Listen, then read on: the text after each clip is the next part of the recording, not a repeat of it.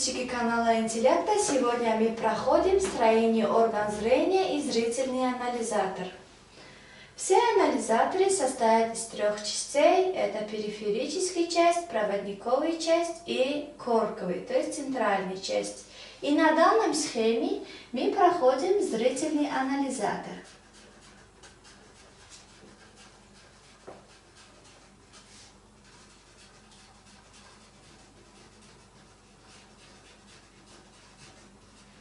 Зрительный анализатор состоит из трех частей. Это периферическая часть,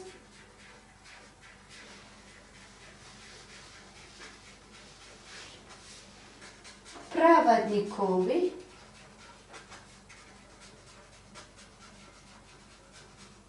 и корковый, или по-другому называется центральный, да? Периферической частью зрительного анализатора составляют фоторецепторы,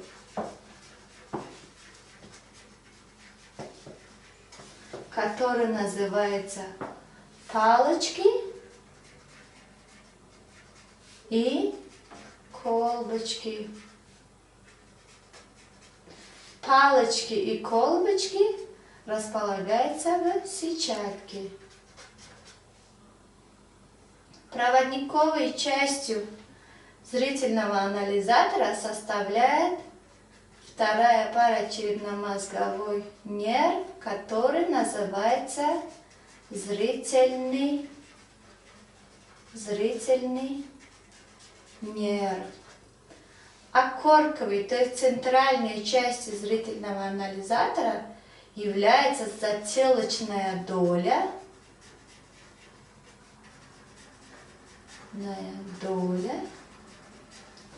кора больших полушарий.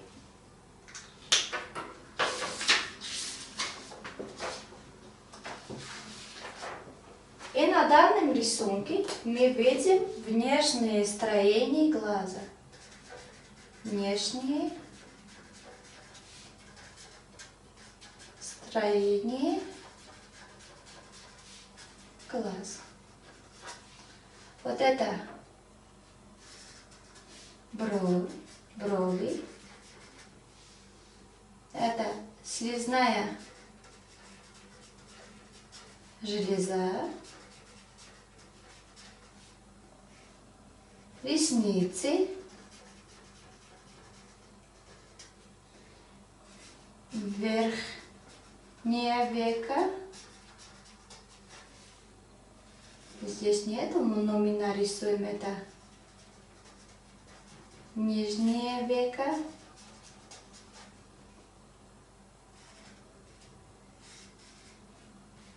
Слизные протоки. Слизной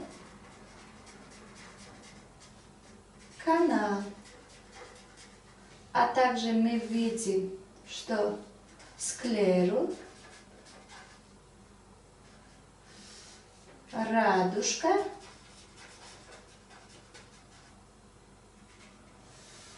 и зрачок.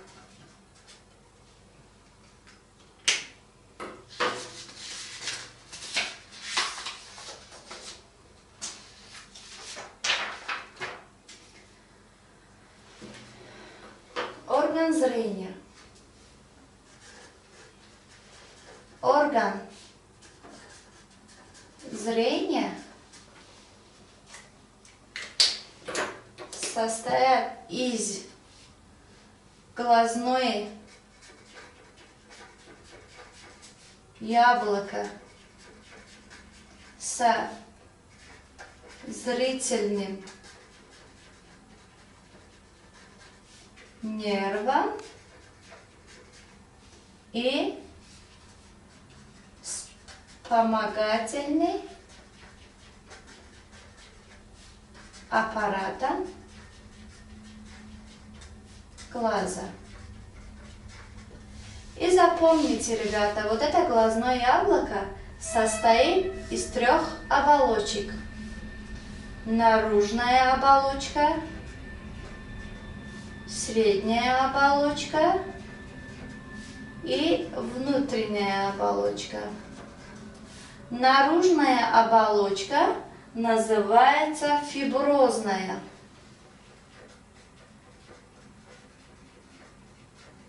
Средняя оболочка называется сосудистая. А внутренняя оболочка называется что? Сетчатая. Фиброзная оболочка имеет переднюю часть, которая называется роговица.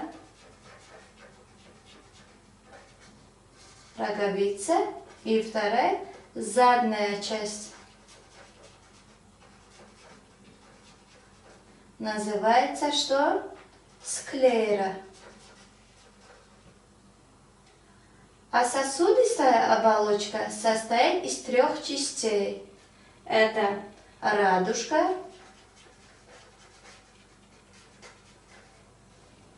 целлярное тело,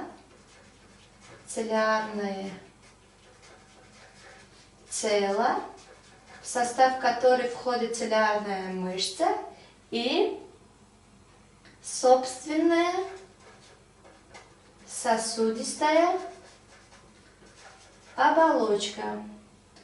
А в сетчатке мы различаем 3 зоны. Это какие зоны? Желтое пятно,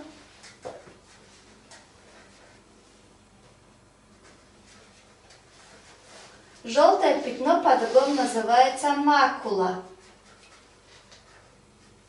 Второе – это слепое пятно. И третье – периферия желтого пятна.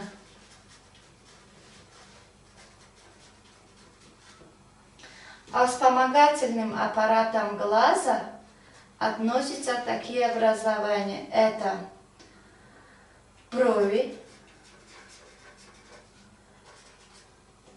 веки, третье – ресницы, четвертое – слизная железа со слизным протоком и слизной канал.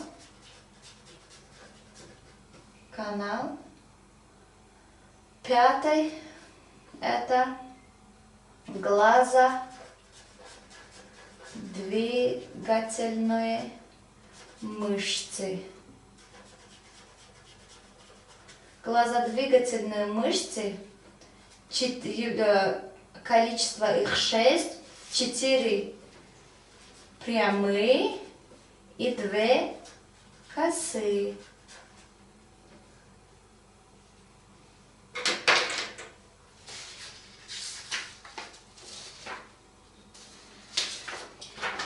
Вот мы на рисунке посмотрим далее строение глазного яблока.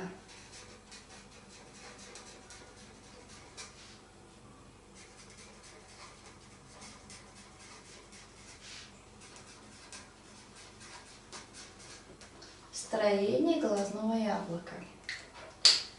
И на данном рисунке мы видим вот это является ресницы. Это верхняя века. Это нижняя века, да? Которые вот это, они относятся к вспомогательным аппаратам глаза. Мы на предыдущей таблице мы все объяснили. А также вот это глазодвигательные мышцы, да?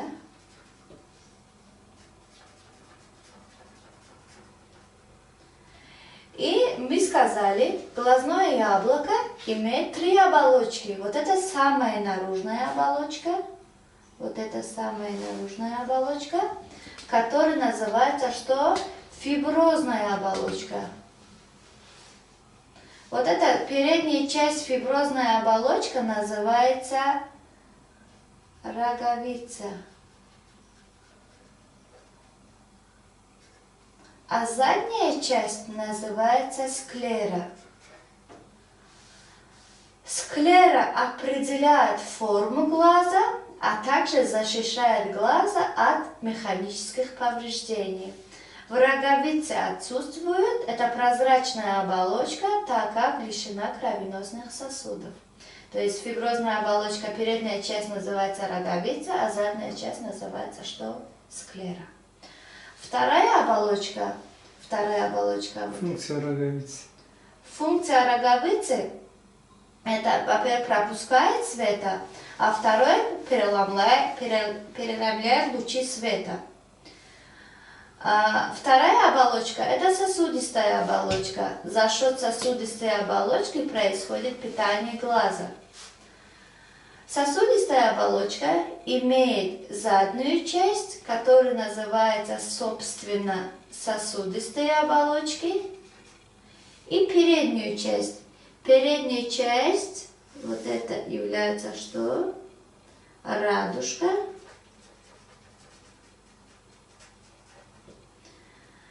Запомните, ребята, за счет вот этой радужки содержится пигмент меланин. От количества пигмента меланина мы определяем цвет глаза. Если количество меланина в радужной оболочке больше, то цвет глаза становится черный или карий. Если количество меланина меньше, то цвет глаза становится синий или зеленоватый.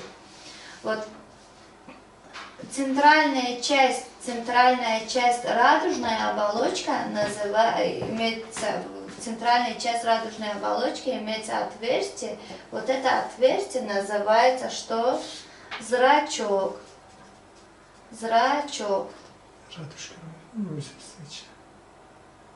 Зрачок.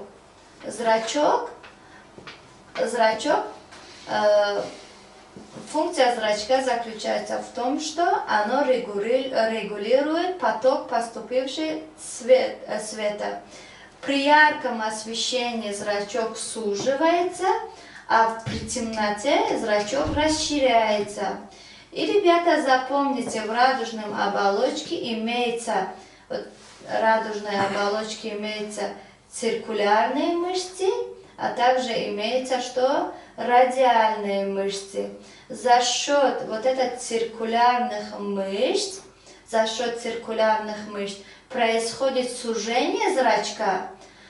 И почему происходит сужение зрачка? Потому что при этом возбуждается парасимпатический нерв. А за счет сокращения радиальных мышц, происходит расширение зрачка, так как возбуждается симпатический нерв.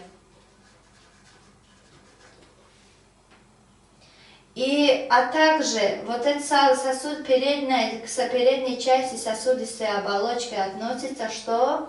Целлярное тело. Вот это и есть целлярное тело.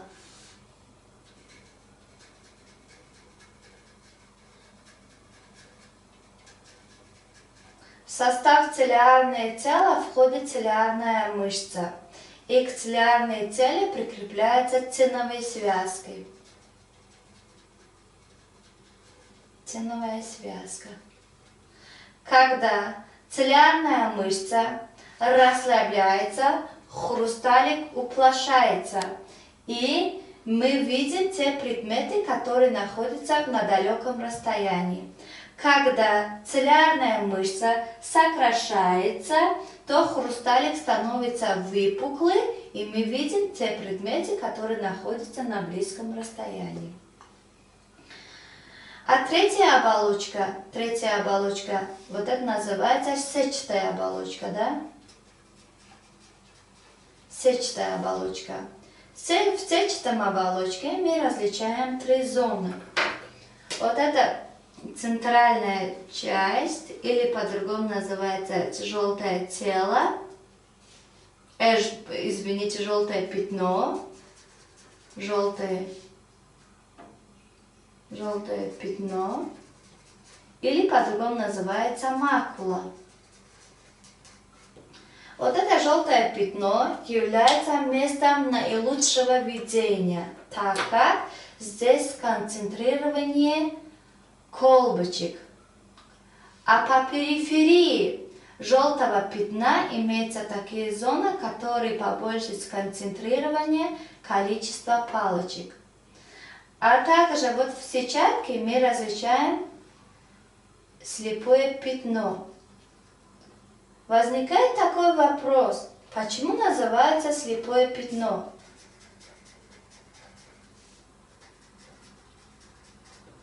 Или называется диском зрительного нерва, потому что здесь отсутствует колбочек и палочек, то есть не имеется фоторецепторы. И отсюда начинается, вот это является зрительный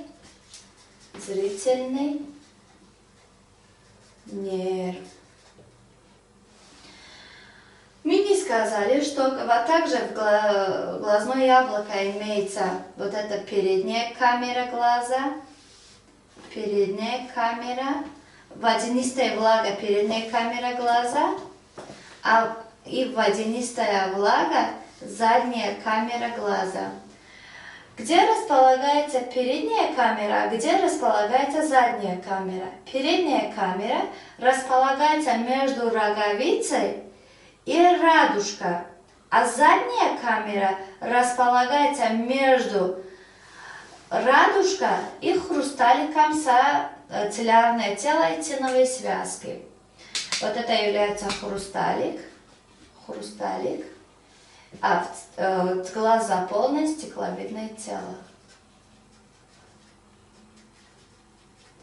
И отсюда можно говорить оптическую систему глаза, к которой относится роговица, передняя камера глаза, задняя камера глаза, хрусталик, стекловидное тело.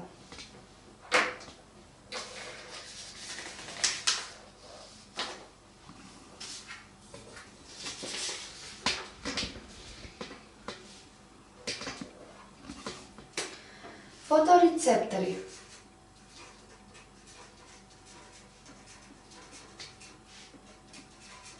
Фоторецепторы являются что? Палочки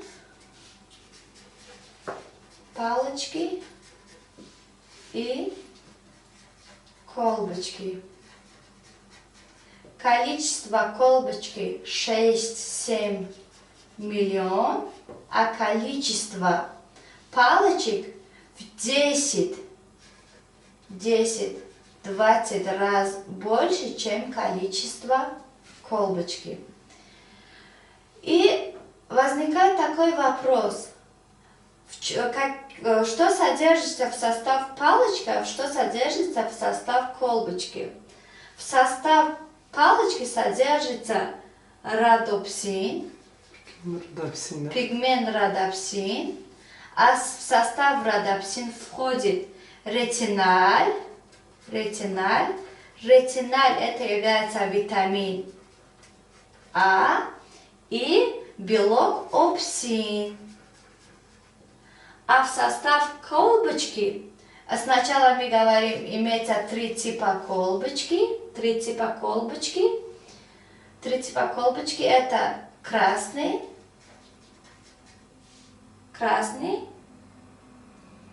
синий, зеленый.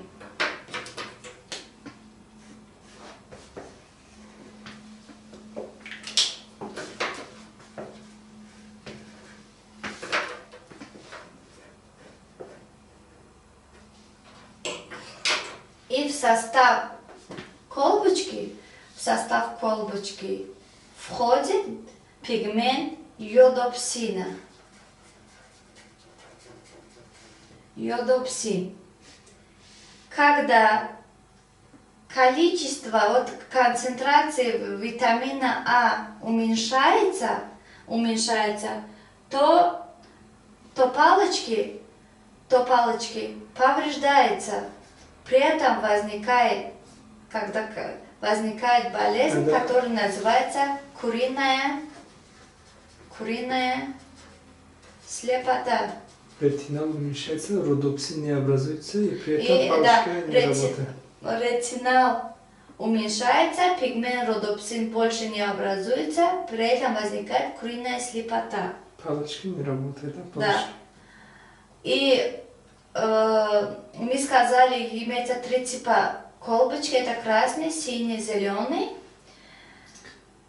Когда происходит повреждение какой типа колбочки, например, вот это красный, да, то возникает болезнь, которая называется дальтонизм. Человек, который не определяет цвета.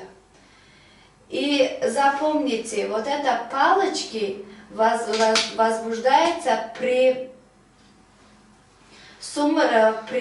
неярком освещении и определяет сумеречное зрение, а колбочки возбуждаются при ярком освещении.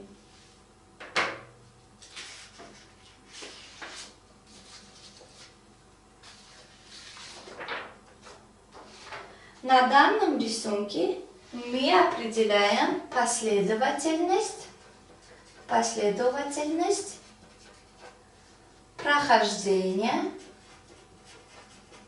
последовательность прохождения лучей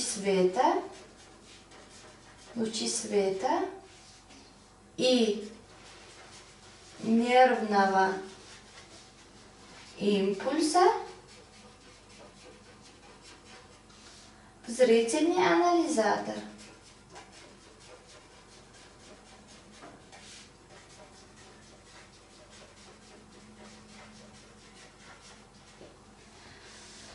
Вот. Роговица, мы сказали, прозрачная, поэтому пропускает и преломляет лучи света. Начинается с роговицы. Вот роговица, да, прозрачная, поэтому пропускает и преломляет лучи света. Потом, после роговицы имеется водянистая влага передней камеры глаза. Лучи света потом проникают через зрачок. Потом водянистая влага задней камеры глаза. Затем хрусталик. Потом стекловидное тело.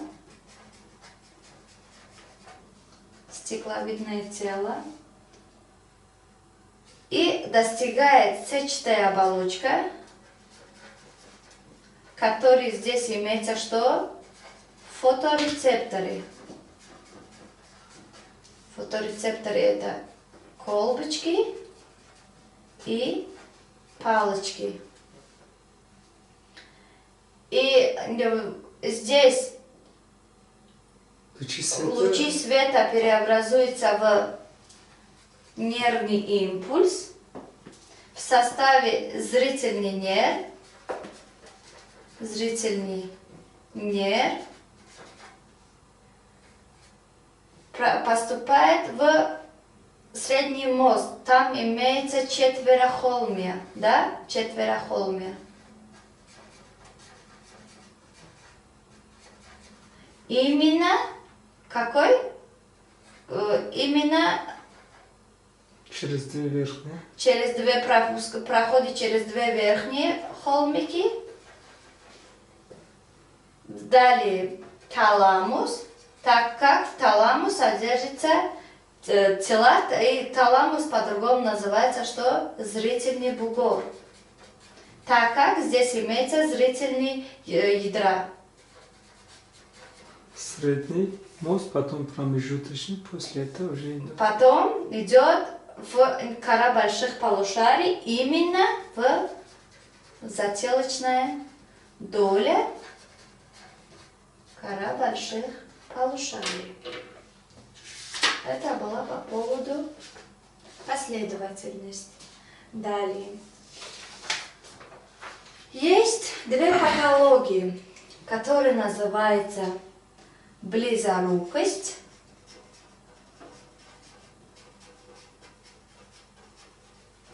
и дальнозоркость.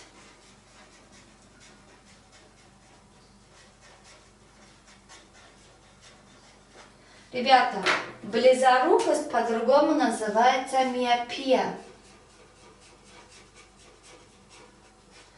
А дальнозоркость по-другому называется гиперметропия.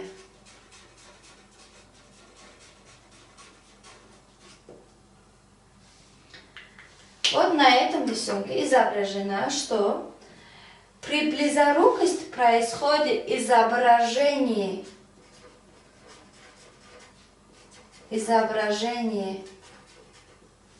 предмета, фокусируется вот эта сетчатка, да, впереди сетчатки.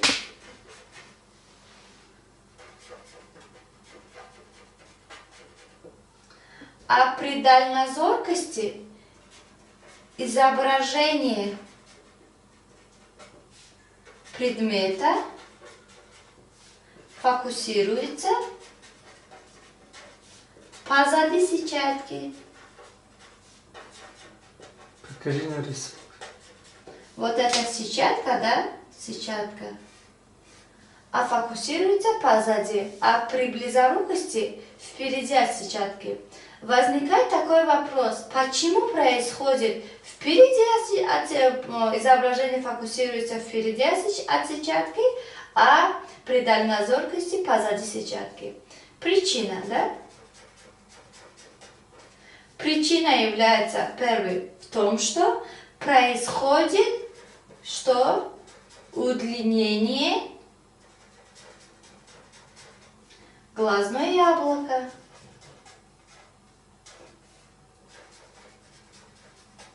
Вот глазное яблоко удлиняется, да?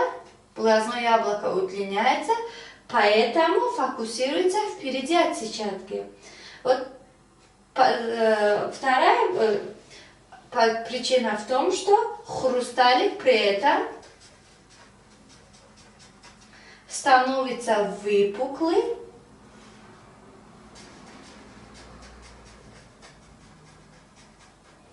и сильно преломляет лучи. А причина дальнозоркости в чем? Происходит укорочение глазное яблоко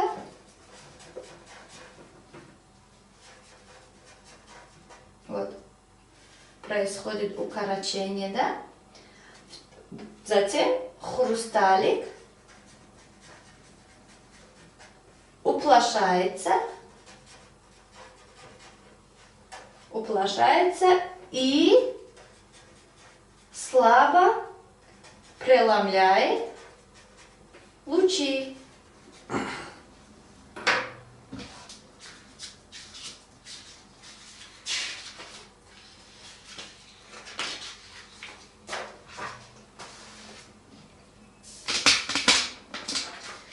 На данном рисунке мы видим три схемы. Первая схема это миопия. Вторая это гиперметропия.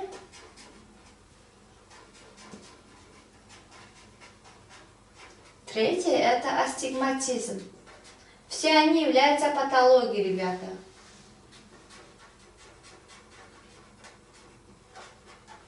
Миопия называется, мы сказали, близорукость, да?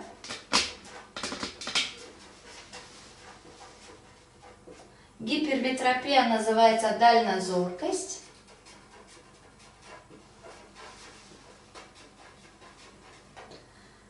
Запомните, ребята, при миопии мы подбираем очки. Мы сказали, да, лучи преломляют впереди от сетчатки. При этом мы подбираем те линзы, вот это линзы, которые с двух сторон вогнуты, то есть двояко вогнуты, то есть минусовые очки, да? А при дальнозоркости вот мы подбираем линзы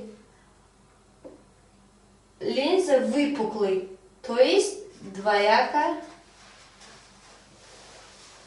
выпуклый, то есть являются плюсовые очки. А при астигматизме врачи определяют специальные линзы.